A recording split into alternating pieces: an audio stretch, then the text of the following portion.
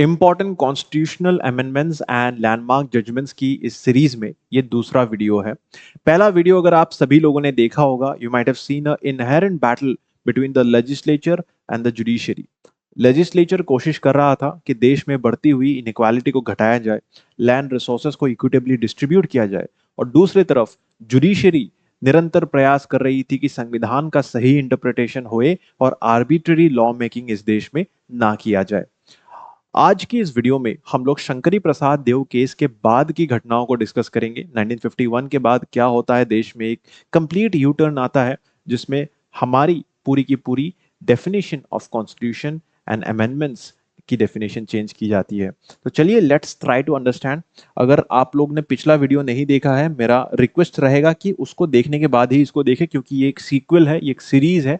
उसको समझने के बाद ही यहाँ तक हम लोग ने कवर कर लिया था, like all these things. Pre independence era में क्या चल रहा था, zamindari abolition act, Champakam Dorairajan case, first constitution amendment act, 39B, 39C, 15(4), 31A, 31B, ये सारा चीज हम लोग ने जो है पहले भी डिस्कस किया था।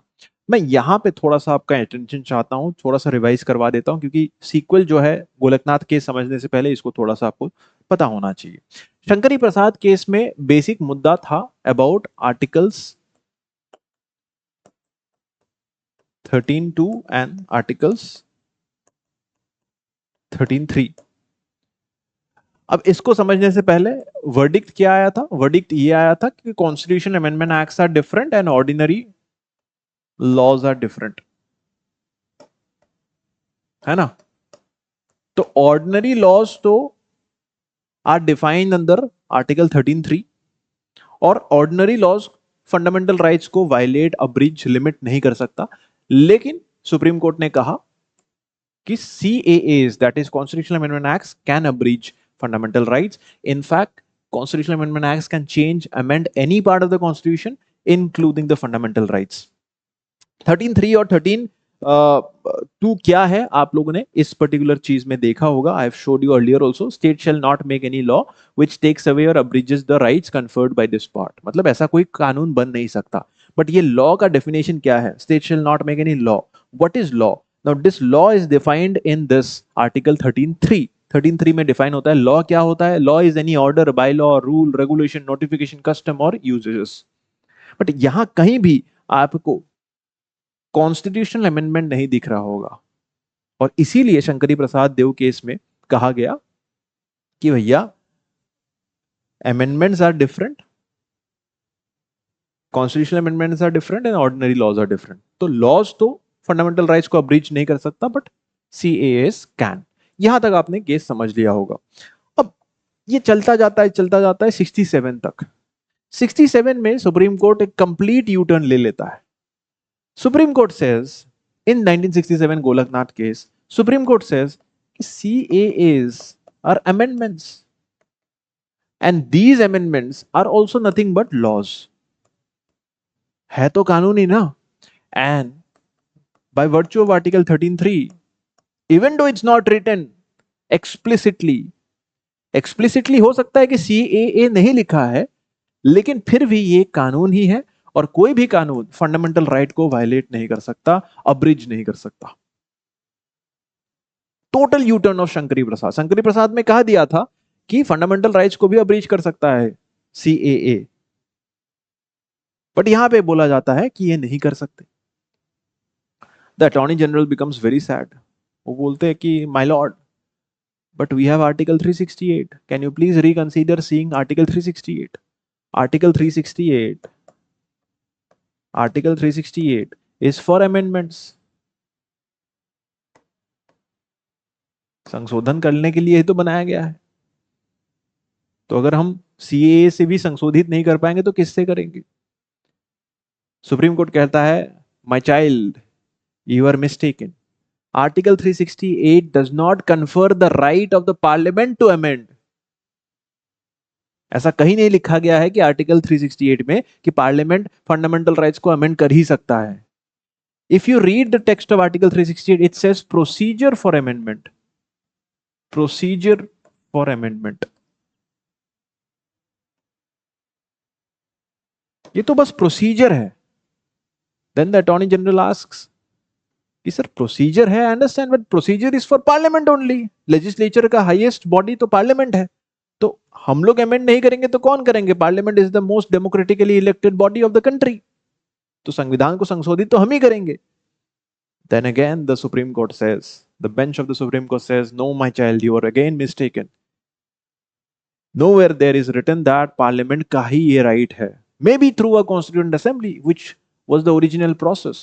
आपको फिर से संविधान सभा गठन करना पड़ सकता है, कॉन्स्टिट्यूएंट असेंबली आप गठन कर सकते हैं, जिसके माध्यम से आप फंडामेंटल राइट्स को चेंज कर पाएंगे, अब्रीच कर पाएंगे, बट नॉट द पार्लियामेंट। तो parliament can not change the fundamental rights.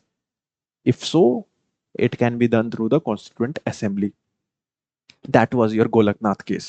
तो शंकरी प्रसाद में भी जो बोला गया था उसका ठीक opposite, it was a very big blow to the government. सरकार कोशिश क्या कर रहा था? सरकार कोशिश कर रहा था, अच्छा केस आपको नहीं पता है, let me talk about little bit about the case. Case में क्या हुआ था? It was basically two brothers, Henry and William Golaknath. ये पंजाब के बहुत अमीर किसान थे, 500 एकड़ की जमीन थी इनकी पास। 1953 में पंजाब सरकार एक कानून लाता है, Punjab security and land tenures act, Punjab security and land tenures act 1953, जिसके माध्यम से पंजाब सरकार कहती है कि किसी भी इंडिविजुअल के पास 30 एकड़ से ज्यादा जमीन नहीं हो सकता। 30 एकड़ से ज्यादा अगर जमीन है तो that will be declared as surplus. ये सरप्लस है, आपको इतनी जरूरत है नहीं, ये कंसेंट्रेशन ऑफ वेल्थ है, so state can redistribute the extra surplus. तो यहाँ पे दो भाई थे, तो 30 + 30 that is 60 acres is what the maximum amount they could have retained out of the 500 acres. तो ये तो बड़ा घाटा हो जाता उनके लिए। They approach the Supreme court by virtue of article 19(1). उस समय एफ हुआ करता था, जो कि राइट टू प्रॉपर्टी देता था, to acquire and dispose of property, and right to livelihood and profession. Article 19(1)(g) भी उन्होंने क्लेम किया कि भाई मेरा agriculture is my profession, by taking away the surplus land you are limiting my profession, you are not allowing me to profess my own profession. तो profession को भी limit कर रहे हैं और डिस्पोजिंग ऑफ प्रॉपर्टी भी आप लोग अलाउ नहीं कर रहे। तो this was the case basically, by virtue of this they went to the Supreme Court. Supreme Court में बड़ा लंबा चौड़ा डिस्कशन हुआ, and then finally this was there कि laws are also constitutional amendment acts and amendment acts are also laws, and इसीलिए you can not change, power to change the fundamental rights lies with the constituent assembly, not with the parliament. Clear है? अब इसके बाद सरकार को, this was not the only blow actually, ये तो बहुत बड़ा एक लॉस था सरकार के पास। अगर आपने 69 पढ़ा होगा, 67 में ये हुआ, आफ्टर 67 69 आया था। 69 में सरकार ने कोशिश किया था नेशनलाइज करने के लिए, 14 बैंकों को सरकार ने नेशनलाइज कर दिया था। अच्छा, बैंक नेशनलाइजेशन का क्या रैशनल था? द रैशनल वाज कि पहले ना देश में प्राइवेट बैंक्स हुआ करती थी, सरकारी बैंक्स नहीं थे ज्यादा, और प्राइवेट बैंक्स मोस्टली क्रेडिट या लोन फैसिलिटीज का फायदा जो है प्राइवेट या फिर अमीर लोगों को देती थी, क्योंकि किसानों को, गरीब लोगों को लोन देने से उसकी ब्याज टाइम पे नहीं आता था, कुछ लोग सुसाइड करके मर जाते थे, टाइम पे रीपे नहीं करते थे बेसिकली लोन्स को, और छोटा छोटा अमाउंट होता था, तो मुनाफा ज्यादा हाई नेटवर्थ इंडिविजुअल्स को देने में ज्यादा है, तो private banks works for profit. But government saw कि इससे तो इनइक्वालिटी बढ़ रहा है, प्राइवेट लोग और भी अमीर होते जा रहे हैं और गरीब को एक दो वक्त की रोटी नहीं मिल रही है, तो we have to rationalise the credit division, और उसको रैशनलाइज करने के लिए we'll have to take control of this banks. तो 14 मेजर नेशनल बैंक्स को, प्राइवेट बैंक्स को नेशनलाइज कर दिया गया था। Matter went to the Supreme Court, Supreme Court ने कहा unconstitutional. What was the issue? Issue was not कि सरकार एक्वायर नहीं कर सकती बैंक्स को, एक्वायर कर सकता है, किसी भी प्राइवेट कंपनी को एक्वायर कर सकता है सरकार, but issue was about the compensation part. ठीक है, कंपनसेशन में क्या इशू हुआ? कंपनसेशन में सरकार ने गलती ये किया कि इन्होंने दे डिड नॉट पे in terms of hard cash, private owners को बैंक्स के उन्होंने हार्ड कैश नहीं दिया, उन्होंने बॉन्ड दे दिया, और जो कि 10 साल बाद मैच्योर होगा। अब बताइए, आप पकड़ लीजिए मेरे से, आपकी कोई जमीन है, वो मैं खरीदना चाहता हूं, मैं आपको पैसा ही दूंगा, डायरेक्ट कैश दूंगा, जीपे करूंगा, लेकिन अगर मैं आपको कोई बॉन्ड देता हूं जो 10 साल बाद मैच्योर होगी, उससे आप पैसा ले लेना, आज हाथ में 1 रुपया भी नहीं देंगे, क्या आपके लिए ये फायदेमंद सौदा होगा? नहीं होगा। तो supreme court said this was unconstitutional, the method of payment is not actually the real compensation, this violates their articles 14, 19 and 21, equality, profession and personal liberty, right to life. तो this was the second blow. इसके बाद तीसरा एक blow होता है, if you know, Bharat जब आजाद हो रहा था, there were more than 562 princely states. Princely states were independently governed by the princes of those states. But जब आजादी का दौर आया तो एक बड़ा सवाल उनके सर पे मंडरा रहा था कि will this princely states become independent, will they join Pakistan, और विल दे जॉइन इंडिया। तब उस समय हमारे man of unity Sardar Vallabh भाई Patel worked very hard with this princess, convinced them, उनके घर में गए, उनके साथ बात किया, मीटिंग किया, उनको समझाया कि आप भारत ज्वाइन करें। भारत की सरकार आपकी किसी भी प्रॉपर्टी को टच नहीं करेगी। You can have all those palaces, you can have all those imported cars, you can have all those jewelries and swords and everything that you have, extravagant lifestyle आप जिए, और उसके ऊपर भारत सरकार आपको कंपनसेशन देती रहेगी हर साल। We will pay you a privy purse, and इस पर्स में कोई छोटा मोटा अमाउंट रकम नहीं था दोस्तों। If you take the example of Hyderabad, the state of Hyderabad was paid around 73 lakhs per annum. 1950s में एक बहुत बड़ा अमाउंट हुआ करता था, आज भी एक बहुत बड़ा अमाउंट है। 73 lakhs अगर आपको मिल जाए, आप सोचिए, तो हर साल 73 lakhs हैदराबाद के स्टेट को दिया जाता था। हाँ, लेकिन ऐसा है कि हर स्टेट को इतना नहीं मिला था। Some states got less also based on the revenue generating capacity of that state. कुछ स्टेट को तो 50-60 रुपया भी मिला था, कुछ स्टेट को इतना ज्यादा लाखों में अमाउंट मिला था। Idea was central government is paying those princess. But 60s and 70s में आते आते इंदिरा गांधी सरकार ने ये देखा कि ये लोग, specifically the princes in the north India and western India, Rajasthan, Gujarat के princes, they were utilising this privy purse money to campaign against हर।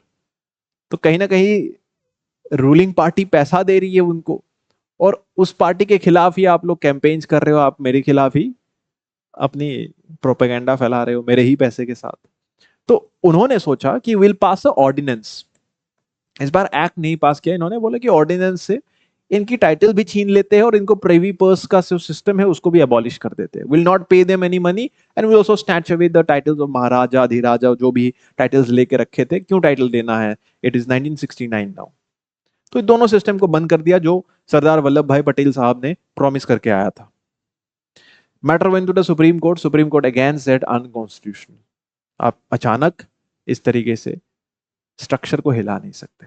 सो अब देखेंगे गोलकनाथ केस में सरकार को लॉस मिला, they could not amend the fundamental rights. In the nationalization, 14 banks nationalization, unconstitutional.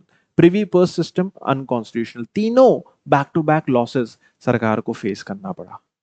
But if you know Madam Indira Gandhi, she was not one of those persons जो इतने जल्दी हार मान जाए।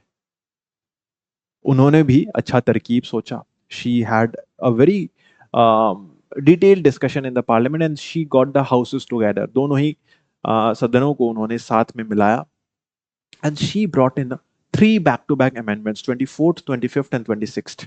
इन तीनों amendments को समझना आपके एग्जाम्स के लिए बहुत जरूरी है। What happened in 24th amendment? 1971 में 24th amendment लाया गया। In this amendment, she added article 13 में सब clause 4 को ऐड किया गया। जनरली 13(1), 13(2), 13(3) तक था। She added another sub clause and इस सब clause में इन्होंने ऐड कर दिया कि nothing in article 13 shall apply to an amendment made under 368। मैं समझाता हूं। 13 मतलब यहां पे बताया गया है 13(2) को। यहां पे एक सेकेंड, यहां पे आर्टिकल 13(2) की बात हो रही है। 13(2) क्या कह रहा है? 13(2) says कि no amendment or law can abridge any fundamental right। तो कहीं ना कहीं अमेंडमेंट्स को फंडामेंटल राइट्स वायलेट करने से ये रोकता है।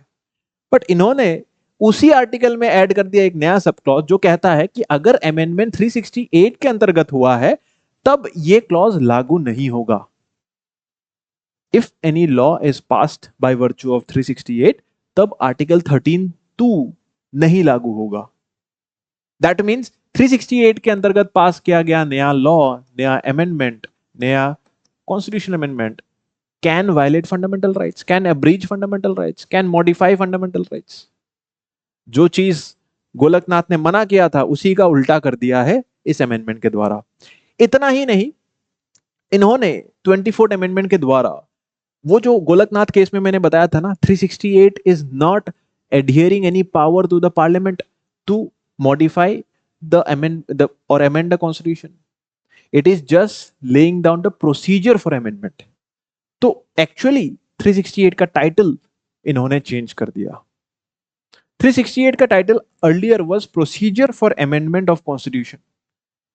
This amendment changed it power of parliament to amend the constitution and procedure thereof. अब देखिए, ये पढ़ के देखिए, आज के संविधान में ऐसे लिखा होता है, power of parliament to amend the constitution and procedure thereof. But before 71 it was written only procedure for amendment. तो प्रोसीजर कौन करेगा वो कहीं नहीं लिखा था। This parliament word is the strongest word here, और उसी को यूज करके 67 में गोलकनाथ ने कहा था कि ये तो संविधान सभा करेगी, कॉन्स्टिट्यूएंट असेंबली करेगा, नॉट द पार्लियामेंट। बट उसको यहां पे उल्टा कर दिया गया, समझ रहे। तो 24 ने दो बड़ी बड़ी चीजें करा, 13(4) को ऐड किया और 368 को टाइटल मॉडिफाई कर दिया उसका। This was 24th amendment. उसके बाद 25th अमेंडमेंट आता है। 25th amendment in the same year it introduce article 31C। Now what is article 31C? 31C में आप देखेंगे यहां पे, if the parliament wants to enact a law giving effect to article 39B and 39C, then even that law, if it violates 14, 19 and 31, still it cannot be declared unconstitutional. नहीं समझ में आया होगा, मैं समझाता हूं। These two are DPSPs. If you remember Champakam Dorairajan, उन्होंने कहा, सुप्रीम कोर्ट has said कि fundamental rights are superior, DPSPs are inferior. But यहां पे उल्टा हो रहा है, DPSPs को सुपीरियर बता दिया गया है इन 3 फंडामेंटल राइट्स से। सारे DPSPs नहीं, only these 2 DPSPs are superior than these 3 fundamental rights. और इस 3 fundamental, what are these 2 DPSPs? These 2 DPSPs are actually talking about equitable distribution of wealth, material wealth का इक्विटेबल डिस्ट्रीब्यूशन। तो concentration of wealth को रोकने की कोशिश करेंगे सरकार, एंड जिसको रोकने के लिए 3 फंडामेंटल राइट्स आड़े आ रही थी, कह दिया है कि ये 3 fundamental rights actually now are inferior to these 2 DPSPs। ये दूसरा ब्लो जुडिशरी को, पहला ब्लो तो आप समझ ही गए हो, amendment of the fundamental rights. दूसरा ब्लो ये है, ठीक है। और तीसरा ब्लो, आखिरी अमेंडमेंट, 26th अमेंडमेंट लाया गया। What was this? The act to abolish the privy purses. पहले इंदिरा गांधी सरकार ने, मैंने बताया 1969 में कोशिश किया था to abolish the system of privy purses and snatch away their titles through a ordinance. अब इन्होंने एक प्रॉपर कॉन्स्टिट्यूशनल अमेंडमेंट एक्ट पास कर दिया bye virtue of article 368, bringing both the houses together, कि अब प्रिवी पर्सेस नहीं देंगे, हम पैसा नहीं देंगे जिस पैसे से आप मेरे ही खिलाफ खड़े होते। All of these 3 cases were fought by a legal luminary, Mr. Nani Palkhivala. तीनों ही केसेस में, in fact if you have seen Golaknath, privy purses and the bank nationalisation, इन तीनों केसेस में, प्रिवी पर्सेस की केसेस में भी नानी पालखीवाला ही इंटरप्रिटेशन दे रहे थे, फाइट कर रहे थे केसेस को। और बैक टू बैक अब सरकार ने कोशिश किया इन 3 अमेंडमेंट्स के द्वारा अपनी पोजीशन को रीस्टेबलाइज करने के लिए। यहां तक अगर समझ गए हैं जुडिशरी और लेजिस्लेचर की इस बैटल को, आगे की कहानी में हम बताएंगे कि भारत की डेमोक्रेसी कैसे सेव होती है, भारत का लोकतंत्र कैसे सेव होता है। बट उसके लिए आपको मेरे साथ चलना पड़ेगा to the land of Kerala. But Kerala चलने से पहले आप लोग बताइएगा यहां तक की कहानी समझ में आया, मजा आया? अगर मजा आया तो वीडियो को लाइक करिएगा और बताइएगा कि इसके आगे की कहानी आपको जाननी है कि नहीं। Do you want a part 3 of this series? If you want, I will shoot one. Thank you so much for watching. Like this video, subscribe to the channel for more of such updates. Bye bye.